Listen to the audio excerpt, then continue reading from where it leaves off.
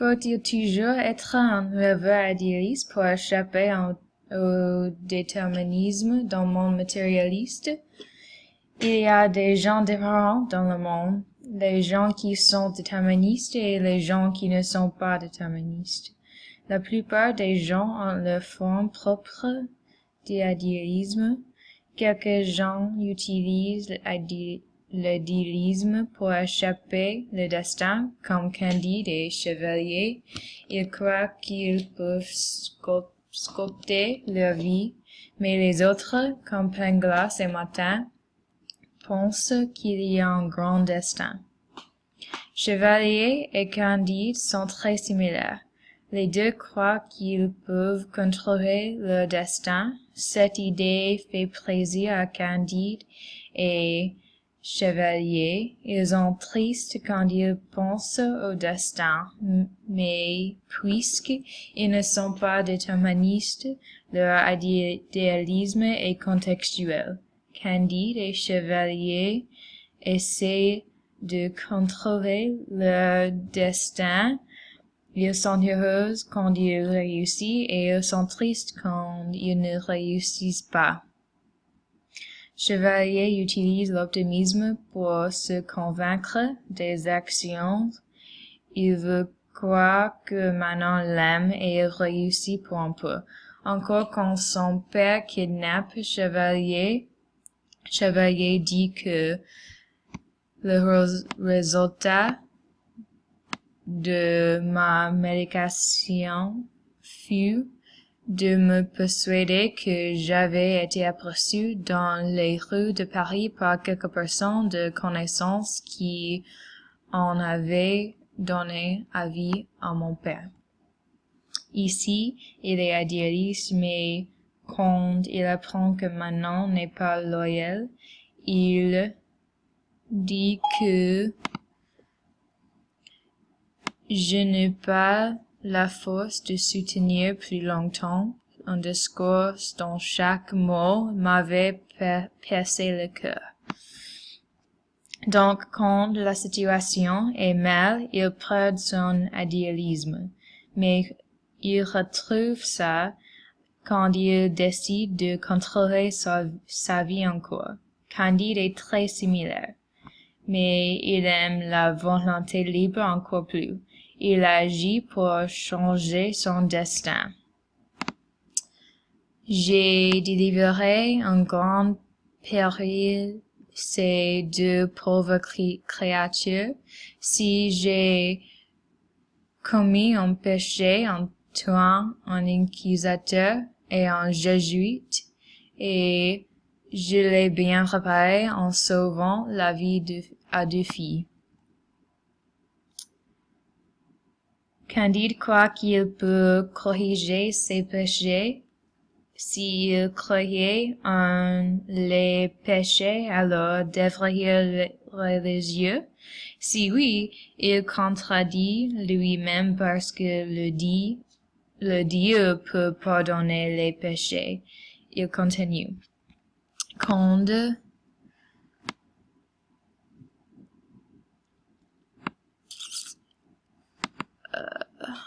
Quand il parlait de Cunégonde, surtout à la fin du repas, il penchait alors pour le système de Pangloss. Mais il désespère. Je n'ai plus qu'à mourir. Ah, il valait mieux rester dans le paradis d'Eldorado que de revenir dans cette maudite Europe.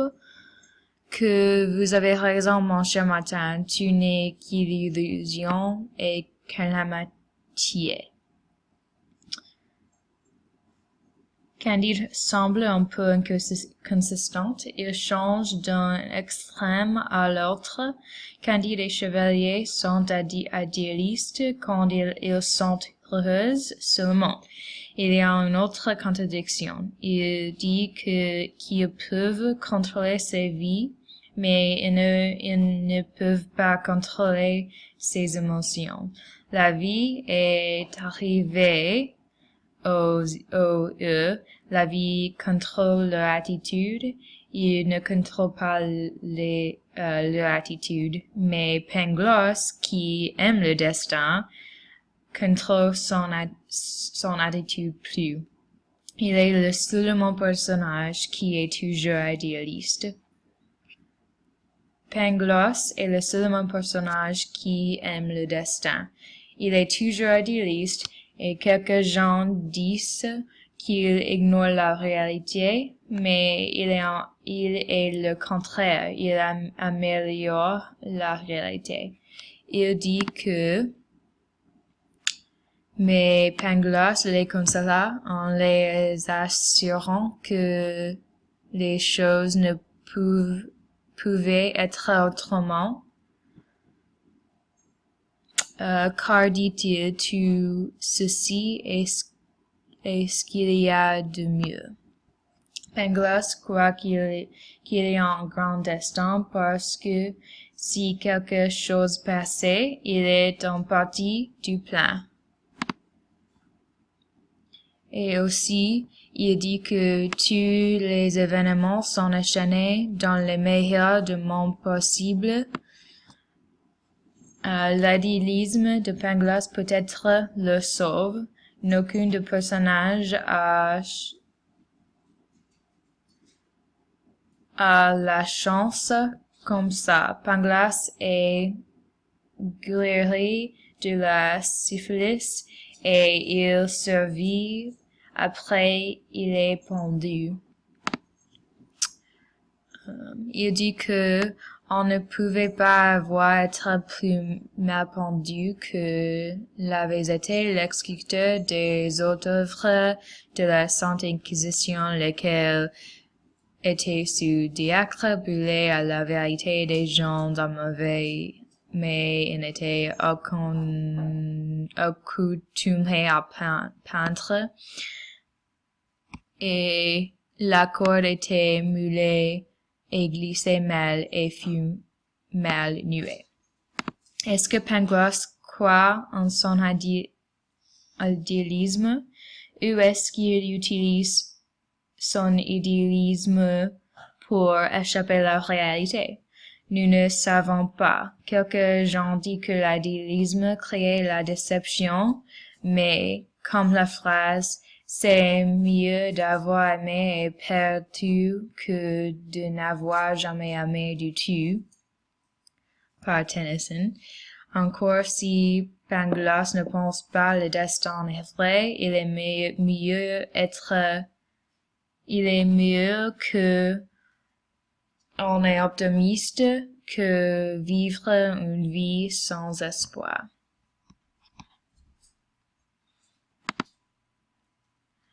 Martin est l'autre personnage qui est déterministe, mais il n'aime pas le monde.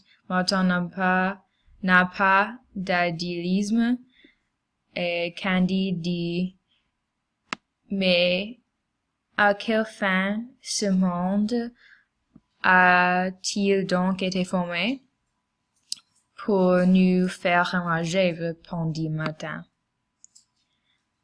Et Martin ne pense pas que ça changera et que les gens ne changeront pas aussi.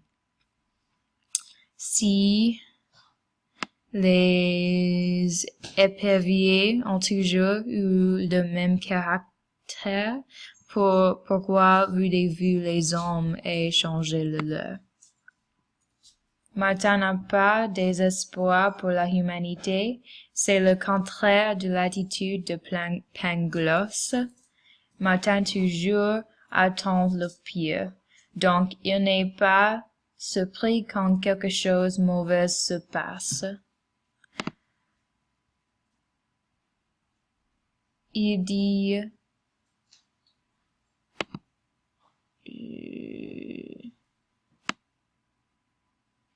je ne vois pas ces passions à des étranges. J'ai tant vu des choses extraordinaires qu'il n'y a plus rien d'extraordinaire pour moi. Et en général, Martin a raison.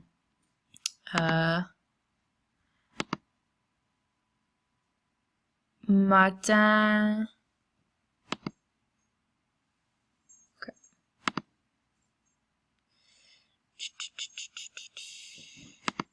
Okay. Martin ne cessait de lui prouver et qu'il y avait peu de vertu et peu de bonheur sur la terre, excepté peu dans Eldorado. Mais les prédictions de Martin sont correctes. Ces prédictions amélioreront pas la vie. C'est similaire de profiter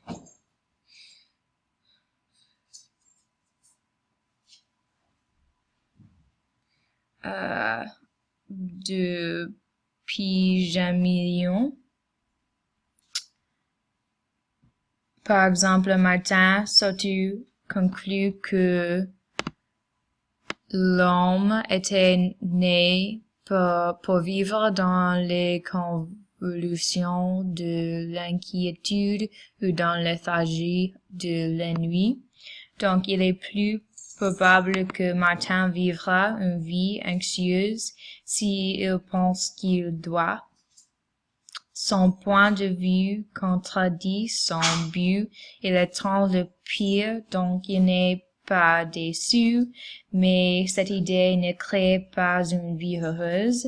Il est négatif pour être heureuse, mais il est toujours malheureuse. Donc, il est mieux qu'on est idéaliste et devient déçu que ne vit pas une vie optimiste. Nous aurons peut-être un destin triste, mais le voyage sera plus mauvais si nous n'avons pas d'espoir. Donc, les personnages montrent que c'est mieux qu'on est idéaliste. On peut être idéaliste et déterministe en même temps. L'idéalisme peut-être ne nous sauve pas du destin, mais l'idéalisme crée une vie plus heureuse. Martin et Pangloss montrent l'importance de l'idéalisme. Ils montrent les deux extrêmes. Pangloss souffre plus que Martin, mais il est beaucoup plus heureuse. La vie sans espoir est très triste.